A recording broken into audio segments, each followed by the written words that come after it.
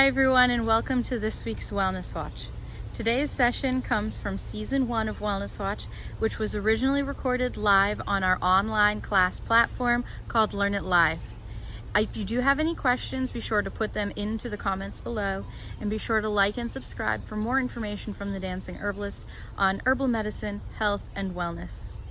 I hope you enjoy our class today as we look at winter exercise. Hello, everyone, and welcome to this week's Wellness Watch. My name is Jillian Karnrick, and we also have Annabelle Shriver here with me today. Say hi, Annabelle. Hello. Now, if you have any questions throughout Wellness Watch when you're here live, you can feel free to plug them into the chat window to the side, and it doesn't necessarily need to be what we're talking about today. We're open to talking about different topics. But if you don't yet know me, my name is Jillian Karnrick, and I have a Master of Science degree in herbal medicine. I'm also a nutritionist, a certified personal trainer, and exercise is medicine professional through the American College of Sports Medicine. My personal focus when it comes to wellness is using different wellness practices, including movement, to support getting an individual back into balance and have a more fulfilling lifestyle, and using herbs and supplementation in addition to that, basically to add on to the wellness practices. I do run the company, The Dancing Herbalist, which focuses on topical herbal products, mostly for joint and muscle pain. So you can see that, again, this is where exercise fits into that. We'll be talking about exercise mostly today. But I do also support individuals with skin irritation, sensitivities, and injuries. And I have published the book, Beginner's Guide to Wellness, and offer consultation services if you're looking for more customized support. Annabelle, you want to tell us a little bit about yourself? Hi, my name's Annabelle, and I'm the author of Conscious Canary blog. I'm an autist, am an advocate, an avid food pioneer, and I guess a home sort of practitioner as far as herbals are concerned, and a pharmaceutical injury survivor. Yeah. So if you want to learn more about the Dancing Herbalist, we do also have a lot of other free opportunities for you. We have a free newsletter we send out every month. We have free and paid classes right through Learn It Live. So if you found this class today, you can find our other classes as well right on here. And you can purchase our products at thedancingherbalist.com. And we do have a chat group as well. So if you have questions after one of these sessions, feel free to come to our Facebook chat group that you can see right here, and just plug your questions in there. Usually one of us responds within about 6 to 8 hours. And if you do want to see more of these Wellness Watch sessions, you can join our Patreon as well to support us in growing, and you get early access to our blogs and special blogs just for our Patreon supporters for only $1 a month, and some of our conscious student level supporters will also get discounts on our classes as well. So we are talking mostly about exercise today, unless any other questions come up, but really we're going to focus on exercising in the winter. Annabelle, what does your normal exercise profile look like? Not necessarily in the winter, but just in general, what do you aim for? In general, I don't do an immense amount of exercise. I think this is one of the things, like, everyone's sort of at a different place. And while I'm going through a heavy detoxification process, I do a lot more resting than I do exercise. But I definitely try to keep movement in my life. So I do a lot of, gentle yoga, Tai Chi, and a lot of, getting out in nature for walks and things like that. So But I try to do that every day. I try to make sure I get some good movement in every day. Yeah, I mean, I am always worried because while I do exercise, there are a lot of days that I don't get movement because I'm spending so much time on my computer doing work for the Dancing Herbalist that while I do get spurts of exercise, I'm not always moving. So that's two kind of different things that we have going on is is that so it's really finding a balance and finding out what works for you. Is there anything that changes about the movement you get in the wintertime? Well, I just struggle with cold weather, as you know. Mm-hmm. And when it's cold, I just don't, I don't want to go out and go for a walk because, it's too cold for my system sometimes. But I think, the weather is definitely a challenge. And I think winter is just a challenge. We're not getting as much good sunlight, which I think really goes a long way for energy and pain levels and mood. So it's hard to sort of find the motivation sometimes, and then hard to deal with the elements. That's a really good point. The motivation in the winter is a lot more challenging, and I do think the sunlight has a big thing Mm, to do with it. For myself, I mean, vitamin D really is like liquid sunshine, and I know that when I'm taking all of my vitamin D, I feel better about myself and I feel more able to get out and do things. So I feel like it's a lot easier for me to exercise when I am taking vitamin D supplements. right, right. Yeah, it's definitely the challenge. I don't, as you know, I don't do any supplementing, and Hmm. it's definitely difficult in the winter time. So, I try to just like take advantage of those opportunities because, sometimes we don't have sunshine for, a couple few days in a row, and then sometimes there is sunshine and it's cold. And, with the sun, it just, at least when it's out, it at least, I feel like it gives me a little bit of motivation. Like, okay, it's cold out, but the sun is shining, so I can at least go for a 15-minute walk or, something like that. So the sun, Hmm. I think probably is the most difficult factor, the lack of sun in the winter time. Well, definitely. And I don't know if you know this, but in order for our bodies to make vitamin D, we need sunlight, right? Um, But it's more complicated than that because the sun actually has to be at a certain angle to the horizon for us to be able to make vitamin D from the sunlight. So Yes, for most of the winter months, it's not even high enough in the sky for us to make vitamin D. So regardless yes. of the clouds or no clouds, we still can't do it. We need to get it in our food or some other way. It's Is that interesting because something? I was, Continue. it's hard. It's some of the stuff I was thinking about. I think we talked about it with, like almost artificial light therapy. I could even see Yep. a case for doing a small amount of tanning bed in the winter time. What do you think? I definitely think there would be reasoning for that. And I remember while it was not a dermatologist that suggested to me, it was a cosmetologist, hairdresser. Yeah, I guess that's what they're called. Um, but she was saying that she thinks tanning every so often in the winter can actually also be good for keeping the skin strong during the winter. Mm. Yeah, it's very interesting. It's something I've really been thinking about as, with the challenges I have. Regular vitamin D supplementation for me is difficult because I don't tend to find things I can tolerate well.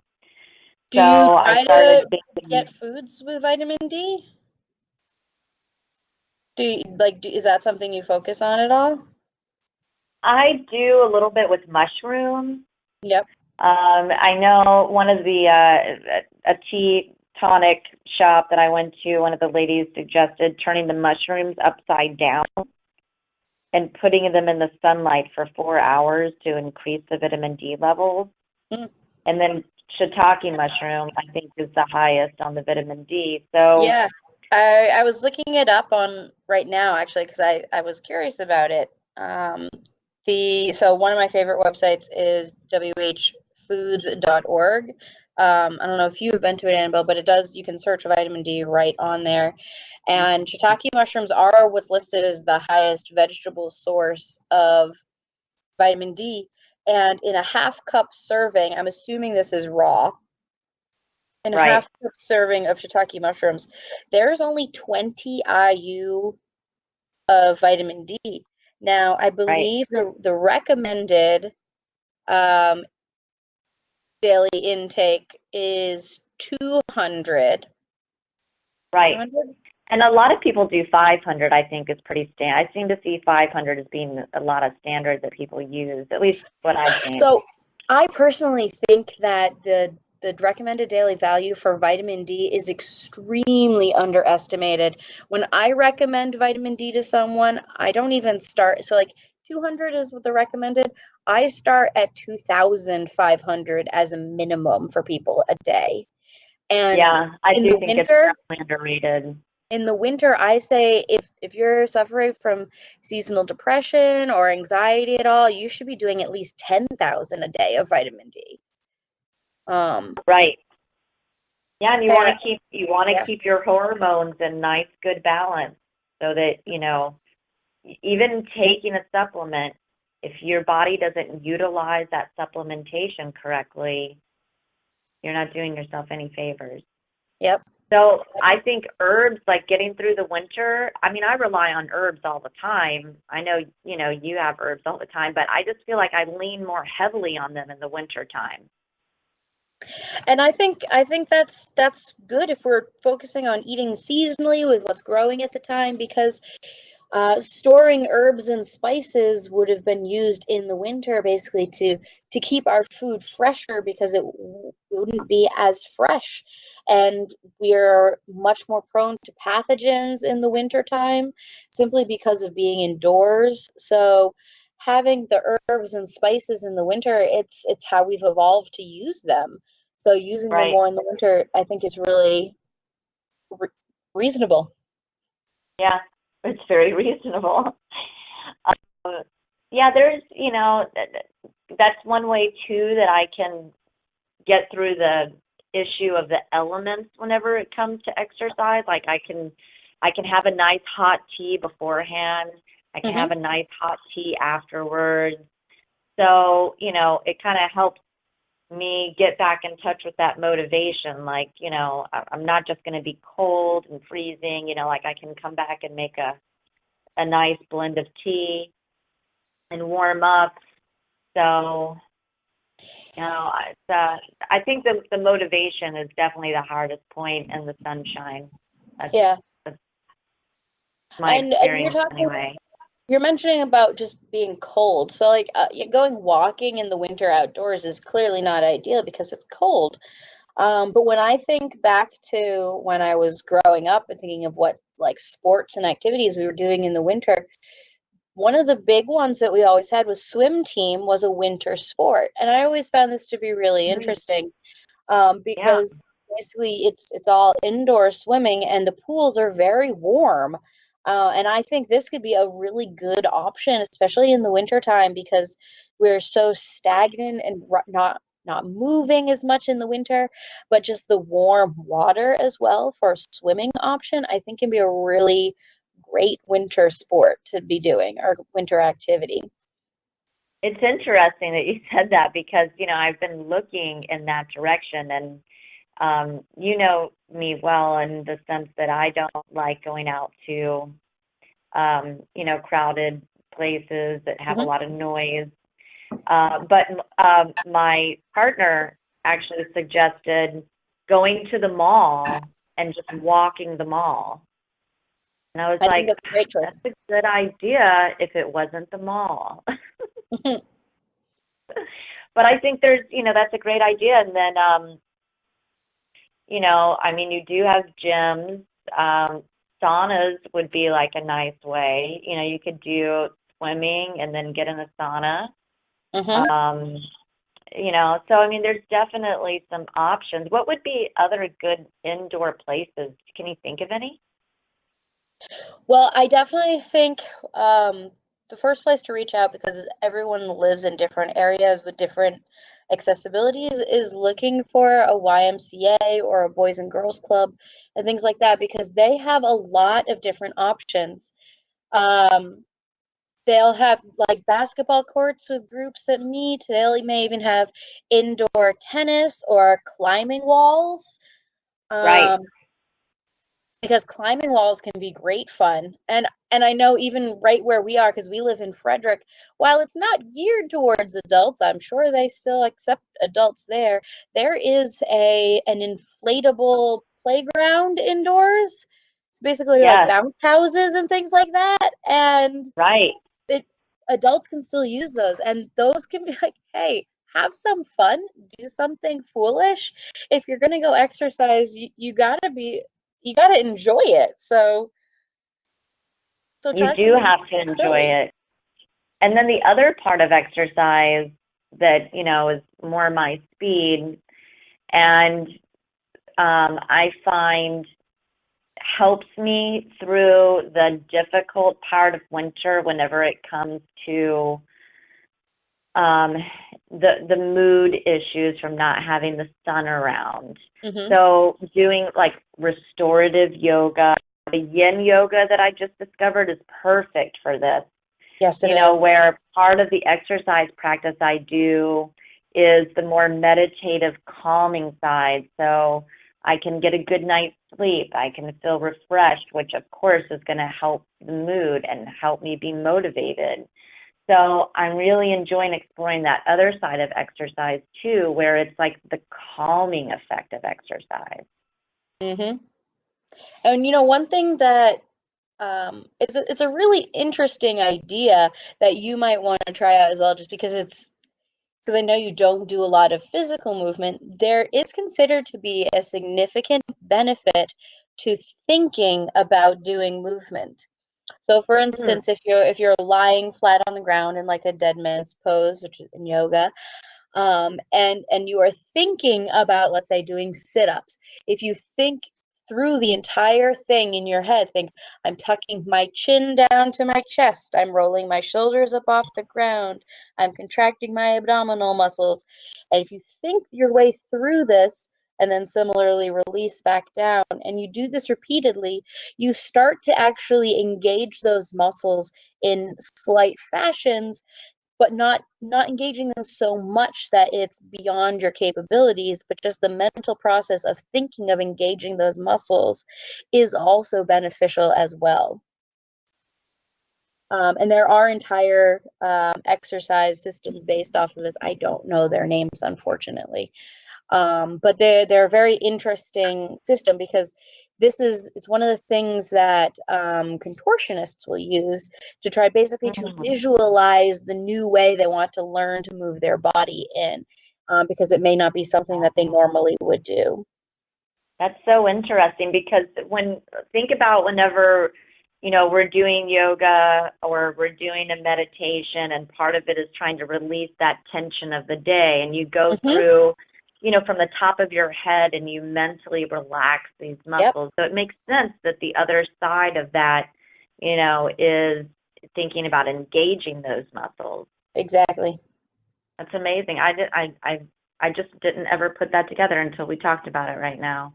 Yeah, it's a really cool idea, I think. And it doesn't have to just be like sit-ups, 'cause that's just an easy one to think about. I mean, it can be anything from swimming and skiing to basketball, or like sports themselves, or just like individual exercises. Um, for instance,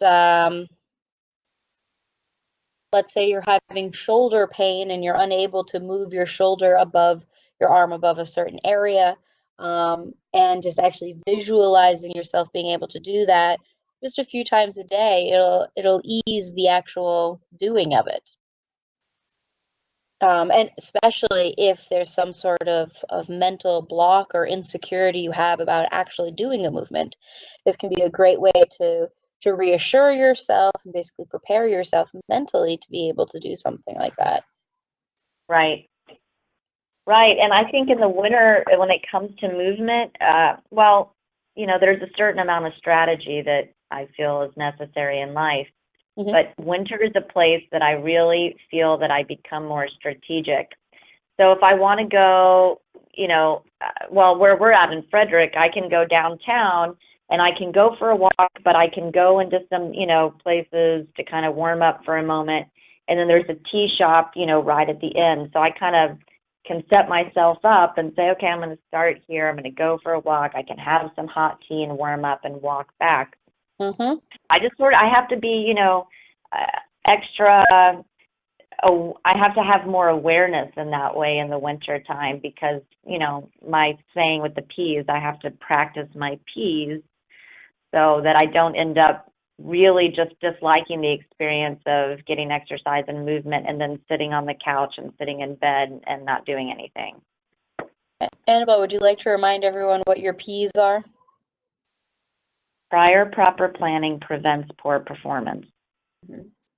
And I definitely agree that it's really important in the winter to have that. Especially with, I mean, it snowed yesterday here, so being prepared ahead of time when you don't know what the weather is going to be like for sure is very important in the winter. And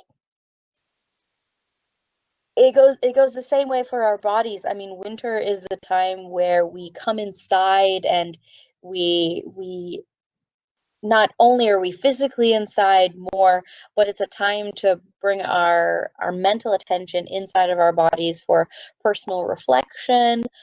Just as all of the trees and plants have brought all of their nutrients into their core to protect them for the winter, it's time that we do that as well and allow ourselves to process inside. And Right. that really prepares us to flourish throughout the rest of the year. Yeah, I really enjoy the hibernation period of winter. So I like the snow too. It's but when it comes to exercise and movement, it definitely makes it a challenge. But you also have a great form of exercise in dancing. So depending on where someone is at, they could look for some, contra dancing, salsa dancing, what have you, and they could go dance indoors during the winter. Yeah, I think, I mean, not just social dancing, because I mostly do social dancing, but taking dance classes or other fitness classes as well. Because, I mean, you got like kickboxing, you have uh, cardio aerobics, you can do spin class, which is on the bikes. I mean, there's so many different classes. And I really like social dances and exercise classes in the winter in particular because it's a really a good opportunity for us to come together and exercise in community. I mean, in the spring, summer, fall, a lot of people like to go walking, but we're all walking past each other. We're not really walking together out there. And Right. even if we go hiking and that sort of thing, we just go hiking with our little group or or our dogs or whatever. But really taking classes, it creates a community atmosphere where everyone can build each other up and support each other. And I think that's really important when it comes to maintaining exercise. If you become friends with the people you're exercising with, supporting each other and encouraging each other to continue exercising is one of the really big things to continue exercising throughout the year, to just build that as a healthy wellness habit that you do consistently. Right. And I think winter can be an excellent time to start that. I mean, so many people, even myself, just don't like exercising in the winter because, I mean, it's cold. Um, Right. but but exercising will warm your body up, so that combats it in itself. And generally, we have lower metabolism in the winter, so we don't generally need as many calories. But again, exercise will speed up our metabolism. So, in particular, if someone's trying to lose weight, winter is not the best time to be doing it. But if you're continuing with exercise, you'll at least be able to maintain your weight throughout the winter, by increasing your metabolism. So what do you think about, um, staying in the sense connected in the winter as far as doing some exposure to the cold, like grounding in the winter time. And I see,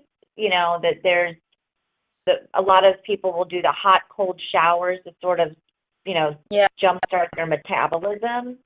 So you could make the cold elements work in your favor again if you're strategic and you're like, I'm going to go do some cold weather grounding and then I'm going to get in a hot shower or, what have you. Because, I mean, just like the wonderful heat of the sun, there definitely is a place for the cold, but it's just hard to find that balance, and honestly, I find it's hard to have that balance in the summertime, in the peak of summer when it's really hot. It's the same thing, just because of a different, temperature. No, you're definitely right. When you started talking about the temperature difference, I immediately thought of doing the hot and cold showers and changing that up because a lot of people like really warm showers. I mean, I do as well, but there's this idea that if you just turn it to cold real quick at the end there, that's going to really wake you up and pull your blood to the surface and really allow your whole cardiovascular system to become invigorated and ready to go. Right. And it's And phenomenal as a lymphatic stimulant, mhm. you know. So Well, I did, let's come back to the lymphatic system because you're right. We should be talking about the lymphatic system as well. Um, but I think that because there are like sports and activities and exercises, so to say, that really are particular to winter. I mean, the first two that come to my mind are skiing and skating. So skating would yeah, also include like hockey. Um, and I think if you think of like a standard ice rink or a ski slope, there's always a lodge or a concession stand where they have lots of hot beverages. And so just that whole thing, like everyone wears warm clothes and you definitely do still sweat when you're doing these exercises in the cold. And there is always warm beverages available right there. I mean, even if you just want some right, hot water. right. So Yeah, and there's all these wonderful herbs and, spices that we can also take that, definitely. I mean, I rely more heavily on in the wintertime to keep my body temperature, elevated. One of the things that I think is really, really interesting, I think I've told you about this before, is that cayenne, you can actually sprinkle cayenne on the outside of your socks to help encourage circulation in your feet. And this is really a great idea, especially for people who are doing winter sports or move like cold weather activities such as skiing or skating. Because to really keep the circulation moving in your feet when you are doing these cold exercises can really help increase your stamina so you can do them longer. Right. Or if you're just generally cold, having warmer feet by putting cayenne on your socks. I mean, it sounds kind of ridiculous, but it really does work. Um, I was really skeptical about this one because I was like, how is the cayenne going to get through my sock? And I'm like, well, I don't quite know what happened, but it was great. Yeah, I mean, Have you? I rely on those culinary herbs, so to speak, Mhm. heavily in the winter time. Um, it's so imperative because I find that that's another thing, like when we talk about hot beverages and soups and all that, but that's a way that I can warm myself up and then I can brave the elements, to get out and do a little bit of movement. So, and then the wonderful thing, as you know, because, the products that you make that, taking in ginger and cayenne and garlic are going to, especially the ginger and cayenne, are going to help with pain, which I think, Mhm. at least in my experience, um, I struggle more with pain in the wintertime, which of course factors into getting exercise and movement. That's definitely the case for most individuals that are experiencing arthritis, especially because, Mhm. particularly with arthritis, if the movement in the joint itself that's painful is reduced, there isn't as much fluid in the joint that's produced, and the fluid itself acts to lubricate the joint and reduce the pain when the movement is there. So when you're not getting as much movement in the winter, that's when it can really slow down and get painful and irritated, and particularly with arthritis. But having those warming, stimulating herbs really helps to get the circulation going and get the joints lubricated and producing more joint fluid. And with more joint fluid comes less pain when moving the joints. So in addition to all of those spicy herbs being anti-inflammatory, they're also stimulating the circulation, which is lubricating the joints. So it is definitely really important to consider when you're doing some exercise in the winter, if you haven't been, or if you are expecting pain when you go to exercise. I really think so. It's pretty amazing to me the vast coverage that just that core group of stimulating herbs can have. And garlic is a wonderful antimicrobial, which really helps us, through the winter time, cold and flu season. Ginger, I think, is a superior cleanser of the body, just in all regards.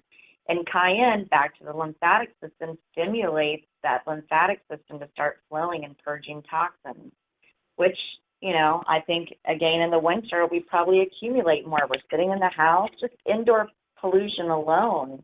I definitely think we accumulate more toxins in the winter. And part of this as well because of the coldness, our circulation isn't working as well, our digestive system isn't working as well. So our circulatory system is how we get our toxins out of our body. The circulatory system collects them, and then they go into the urinary system to get out of the body. Similarly, our digestive system, when it's working appropriately, will also excrete toxins out. And then our third real detox system is sweating, and we're not really sweating as much in the winter. So exercising will help increase our circulation. It gets us sweating, and also will stimulate our bowel movements to be more frequent just because of the movement in the pelvic region. And the lymphatic system is the other big detoxification system. Now that feeds into the circulatory system, but the lymphatic system is a really unique system because the only way for lymph fluid to move through the lymphatic system is for us to physically move, because the lymphatic vessels don't have their own muscle fibers to contract and move the fluid through. So we have to exercise in order to, or we have to move at least to get the lymphatic fluid to move through our body to get out. So really, movement is really important in the winter for detoxification. Absolutely. It really is. It's really very underrated. And, I find that there's other ways to stimulate that system, especially in the winter, dry brushing, things of that nature. One thing that I have seen has had a lot of good results, especially for lymphatic drainage and movement, but also would be probably a great form of exercise is rebounding. What do you mean by that? So, the little tiny trampolines that people stand on and bounce? That's actually for people that have congested lymphatic systems. That's a recommended treatment for trying to get lymph fluid to move is something called rebounding, and it's a certain type of exercise that you do on those little tiny trampolines. Well, there you go. Yeah, which would be great. You could have one in your house. You don't have to go out anywhere. You could do 10, 15 minutes of rebounding, and you're staying moving, and you're also, getting that lymphatic system to flow. And I think the other thing that goes into that in the winter time is that we eat more cooked foods in the winter, at least for me. I crave more, cooked meals and soups and comforting foods in the winter time. But they can, kind of slow you down a little bit. Yeah, I think the for the average individual, the bigger issue when it comes to food in the winter is not having access to as many fresh fruits and vegetables, but instead getting more canned fruits and vegetables and all of the challenges with using canned food. Sure. Because there's so much plastics and things like that that accidentally leach into the food that I generally tell people that avoid canned food of any kind and go straight for Yeah. frozen food. I think frozen or fresh is the way to go, and just to avoid as much I don't canned eat, as possible. yeah, I don't eat any canned food. I think the I mean, only if canned I knew food, someone who canned them and they were canned in a glass jar or yes, something of that nature, that I will do. But as far as the conventional canning system, that you get at the grocery store, and even not just the cans, but like when we're talking about, when you get the soups and they're in those, what is it, Tetra packs or Tetra Pak, whatever. yeah. Yeah, I mean, I think, that's something, at least myself personally, I would avoid, because here we go back to the vitamin D being something in regard to hormone function as opposed to just, what people think is a standard vitamin, and how important it is for us to keep that hormonal balance. And those chemicals with BPA and other ones that are similar really disrupt our hormones. And definitely a lot of those Tetra Paks do have those. And some have significantly less, and some of the companies are conscious of that and do try to change that. But nothing's perfect. I would definitely put frozen foods above the Tetra Paks as well. But Tetra Paks, I think, are definitely better than cans. Yeah. Yeah, I agree. I mean, and there is a movement, and when you learn how to read labels, some will say BPA free, Mhm. which, or some will say BPA in, something along those lines, which means that, they're working to clean it up in the sense like it's not able to actually be Mhm. considered BPA free, but it's reduced BPA at least. Yeah. So And one of the unfortunate things is that when everyone started labeling everything with BPA free, is that other potentially more harmful chemicals had to take the place of BPA, and those chemicals we don't have research on. So just because it's BPA free doesn't mean it's necessarily better, because the BPA had to be replaced with something. absolutely. That's a really great point. And I think, one of my mantras that is to question anything you put in, on, and around your body. Hmm. And there's plenty of things out there that are available that just have not had enough experimentation with them to know how they're going to impact our bodies. So Yep.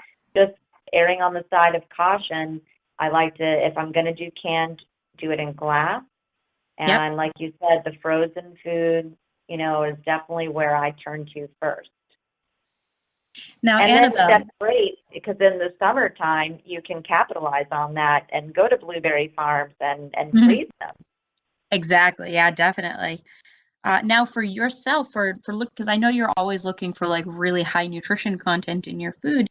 Do you feel that in the winter months, the fresh food you get has as high of a nutrition content, or do you think it still has higher nutrition content than frozen foods?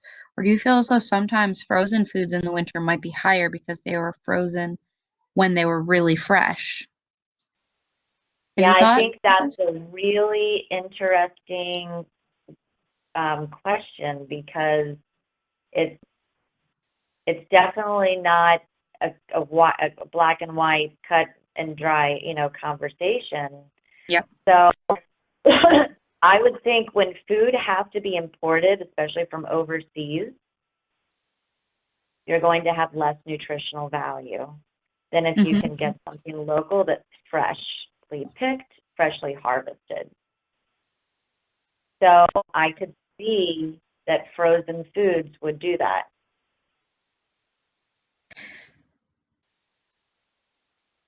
So Is let's there a head back sound? to exercise a little bit now. Now you do most, so you're trying out yin yoga. Um, how's that going for you? Oh man, I really love yin yoga. It's great. But it's definitely, at least for me, like something I like to do at night, like that restorative yoga, because Mm. it's so relaxing.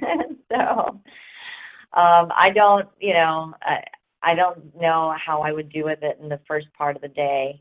I like to kind of do something a little more stimulating in the first part of the day. It's interesting you say that because I personally really like to exercise right before going to bed. Yeah, you And do a lot of dancing that way, right? and that, but there's something to be said for actually like if you're having a hard time falling asleep, to actually get up and do some exercise.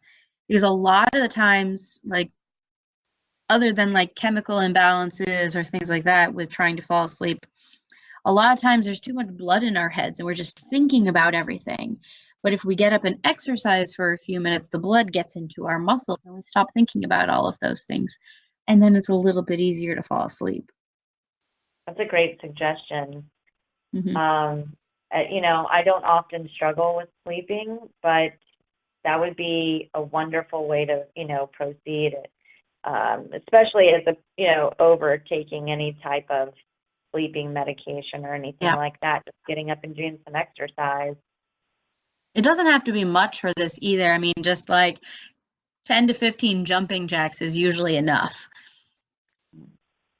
That's great. I didn't really put that together, especially with trying to distribute our blood flow Mhm. more evenly, so that our bodies can get into that state of rest.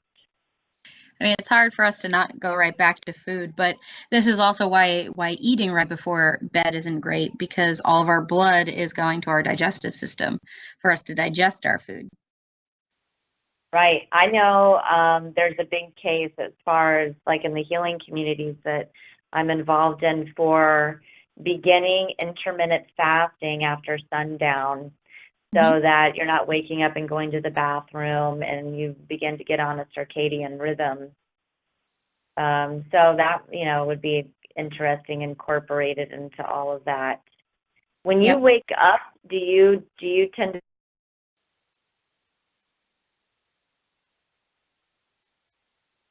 Annabelle, are you there? Oh, I'm here. Are you there? Yes. Would you like to repeat your question? Oh, I was wondering, when you wake up in the morning, do you do any form of exercise, stretching, anything like that? I will do some stretching, but I usually take a hot shower first because that way my muscles are really loose and ready to stretch first thing in the morning. That's a good Um, suggestion. yeah, and I always thought it was funny like growing up hearing, yes, you must warm up before you start to exercise. It wasn't until I was trained as a personal trainer that I realized that meant actually physically get warm. I didn't really realize that that's what it meant. Um, Literally. yes, because I mean, my brain was like, yes, you have to warm up. That just basically means start moving a little bit so that you get your blood flowing. Well, it doesn't necessarily mean just the blood flowing, it means physically get warm. So that can be by getting your blood flowing, but also taking a shower, going into a sauna, or if you're going to be doing like swimming, for instance, in the warm water. It's just some method of getting your body physically warm so that your muscles are able to work more effectively because cold muscles, it's a little bit harder for them to contract. Um, So actually, I think that's one thing that I really like about getting going first thing in the morning with a hot shower, and then using that cold at the end of the shower to wake you up mentally after you've Mm, woken up your muscles already with the warm. I think it's a nice combination, that's a but you great don't practice. want it to be too cold though, because it can shock your muscles back the other way. Right. Yeah, and then you're back to the rigid, kind of Yep. pain, seized up feeling. But that's a great practice. I love that because I mean just intuitively, naturally, that's how I proceed. I don't stretch and stuff very first thing in the morning when I get out of bed. I, warm up, I have tea, Hmm. sometimes I'll take a hot bath, and then I'll get into some good stretching and yoga. So, That sounds pretty uh, similar to what I'm doing, just slightly different. We're still getting warm and then stretching. right. So, and I never really, could understand why I did that, but I just knew that, I felt better. It wasn't as physically challenging to get Hmm. involved in movement if I gave myself some warm up time in the morning. Hmm. So there you go. Yeah, that's awesome. I'm gonna, as anytime we talk, I always sort of look at my practice and where I want to expand or tweak or, Hmm. sometimes in the winter I feel like I can get into like a little bit of a rut and then I have to remind myself to get back into my practice, especially when it comes to movement. Yeah, and the same thing with movement can happen in the summer too, in the exact opposite end, because like we were saying, if it gets so hot that you can't exercise, it just feels like to exercise. Right. And we're really lucky that we're in like a big city area that if we really want to go ice skating in the middle of the summer, we can. There's places to go have cold exercise in the summer. Right. And and finding that balance. I mean, again, like we're saying, anytime you are doing exercise in a cold space, usually you are wearing a lot of clothes, so you are nice and warm still. But even doing exercise and then allowing yourself the cool down time. Just like we warm up at the beginning of an exercise, after we exercise, having cool down, and that's really to allow um, the the blood flow to move the byproducts of the muscle contractions away to like detox our muscles basically and to bring more oxygen back into our muscles by doing light movement to just keep everything going but not be using all of the actual energy molecules in our body, and so Right. that would bring us back into balance after doing a little bit more exercise. Well, you had touched on something earlier, and I have the same experience, and probably a lot of other people do too, that, work in a job where they do a lot of sitting. Hmm. When I'm doing a lot of writing and, researching and things of that nature, I'm sitting a lot. Hmm. And one of the things that I started doing that I was inspired by Andrew Haynes, the person I told you about that, talks a lot about rewilding up in Maine, and he was talking about, movement, and whenever you feel that you're challenged to move, making a practice of getting up every 20 or 30 minutes and just doing a little bit of movement. For Hmm. me, like I even need to put a timer on sometimes because I can get engrossed in what I'm doing. And then 2, 3 hours has passed and I'm feeling stiff and tight and I'm achy and it's cold and I'm just like, ugh, I don't want none of this. Totally. So I set a timer, and remind myself, I'm like, okay, now I'm going to go climb stairs and do laundry and do house chores for 10, 15 minutes. Yeah, I'm really lucky to have a Fitbit, and my Fitbit will actually vibrate on my wrist at 10 minutes before each hour if I haven't done 250 steps during that hour to remind me to get up and basically do at least 250 steps. That's like walking for 2 minutes. Right. And another thing that I really like, especially for people that like work at a desk all the time, is to have an exercise ball instead of a chair. It it's fun. It's a conversation starter. And you basically just by sitting on the exercise ball instead of a chair, you make sure you get a large enough exercise ball for the height that you need. Um, but it works on your balance because exercise is not just cardio. We also have to work on our balance and our stretching and strengthening as well. But the exercise ball will help work on your balance as well as strengthening your core abdominal muscles just because of trying to keep yourself stationary. And it will also engage your muscles in your legs as well to actually hold you straight. So it is a small amount of exercise rather than just relaxing in a comfy office chair, to have an exercise ball as an option. And that way, Yeah, when that's great. you can also just bounce on it, and that's just fun too. That gives you that same benefit you were talking about for the lymphatic system as the trampoline would if you're bouncing on an exercise ball. And this is something that's indoors. So you can do, there's a slew of actual exercises to do on an exercise ball, and they're fun. And again, exercise has to be fun to keep doing it. So I think that could be another great winter activity for movement. Yeah, it really is. Those are really fun too. So you could have that ball and trampoline and just, almost thinking about summer where you have the beach ball and you're jumping up and Exactly. down on the beach.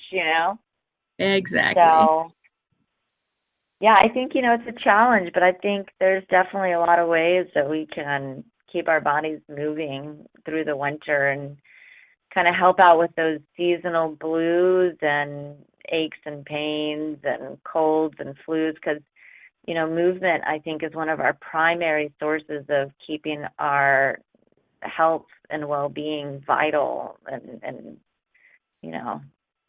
staying healthy. Hmm. So, Annabelle, for the remainder of the winter, what are your exercise plans or movement Yin plans? yoga. I'm Yep. going to be doing more yin yoga. And I've started doing a little more yoga here at the house. Hmm. Um, and, I've just been walking. There's a couple places I go downtown and I go walking to. And right now we're kind of at we're getting toward the end of winter. Mm-hmm. And I'm basically just hanging on until spring.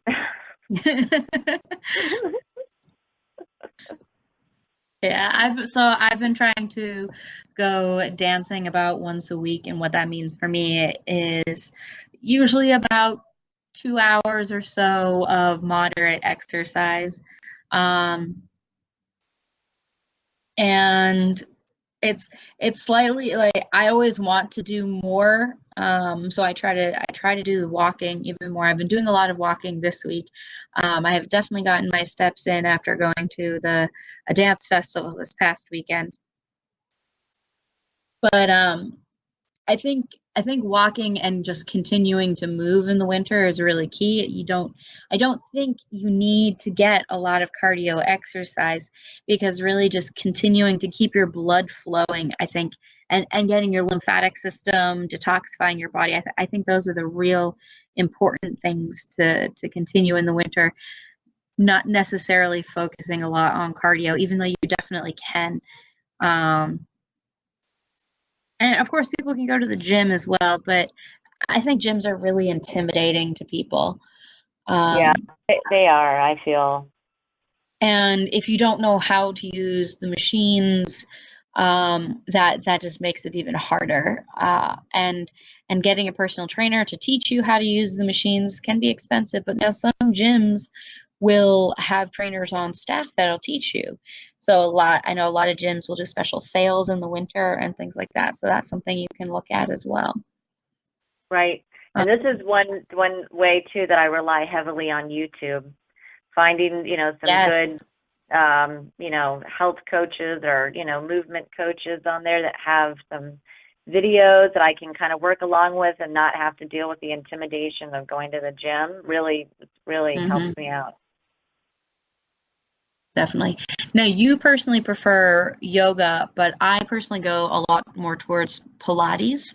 Now, yoga is the physical portion of a much bigger spiritual practice.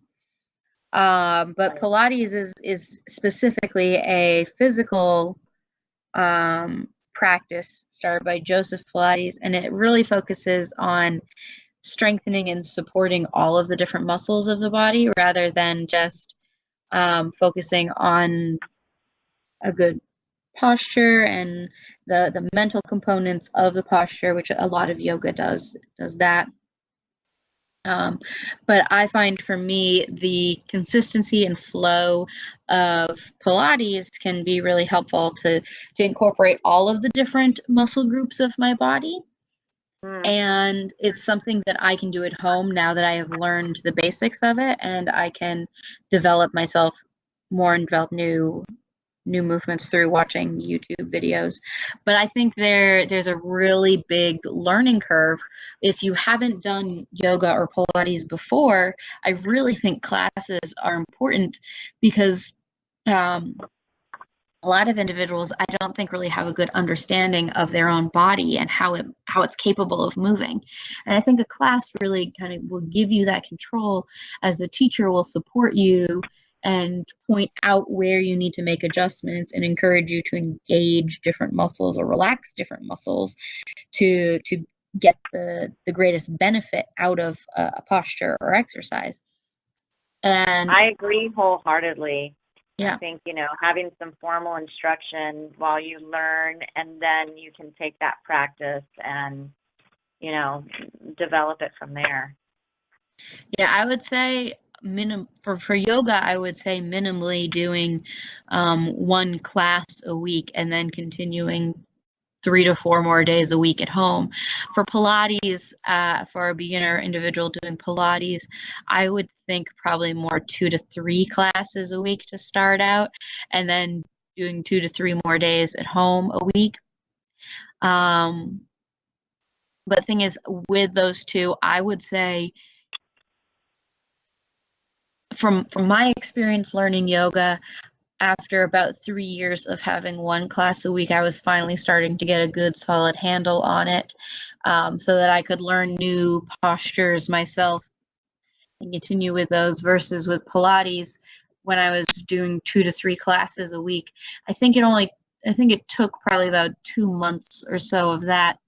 So I think in general it was just a little bit less with Pilates, but that could have been also because of my dance background. Right. Right, definitely. So it's very easy with both of those to also feel discouraged. But I'm going to start with the easy things. And there's a lot of easy things. And it's very easy to think there's a lot of hard things, but there's a lot of easy things too. And any hard thing can be made easier. Absolutely.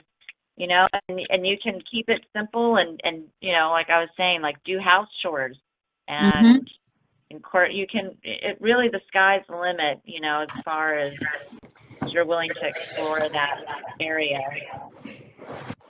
Yeah, I mean, like most of us that do yoga have done downward dog. And just got to remember that downward dog is just one of the first steps towards doing a handstand. Right. So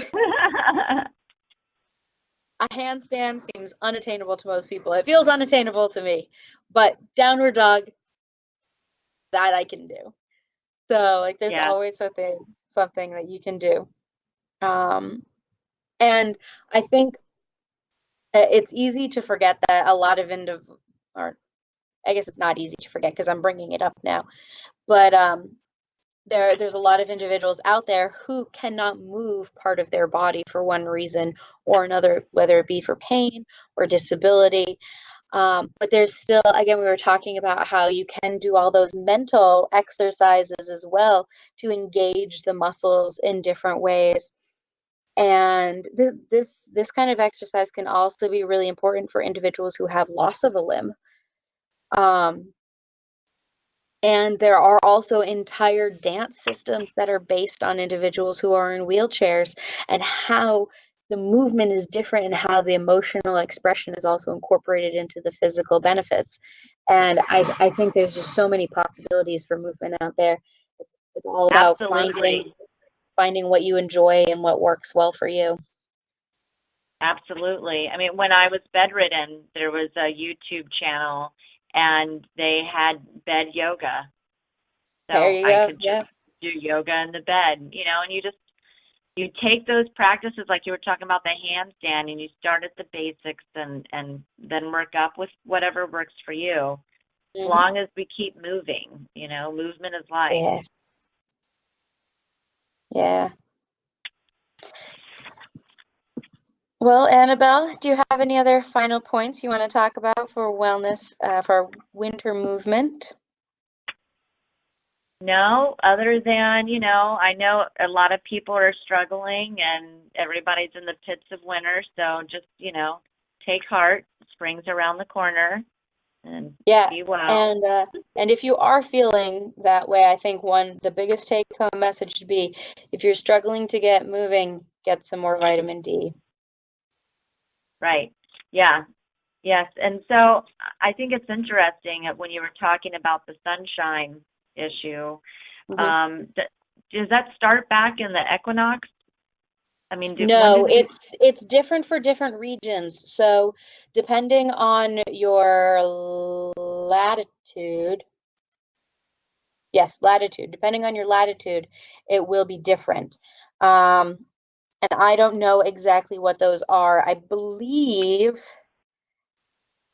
for us in the DC area, I believe it's not until May that That's we what I can was start to thinking. get, I think it's mid-May, um, that we can start to get the real vitamin D benefits from the sun exposure itself.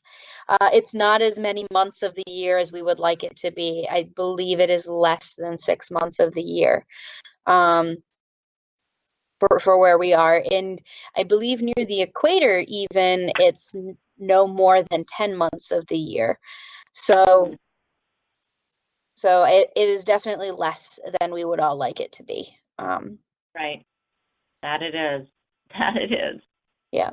So, well, Annabelle, next week I look forward to speaking with you again. We're going to be having a Wednesday session as well, but it will be in the evening.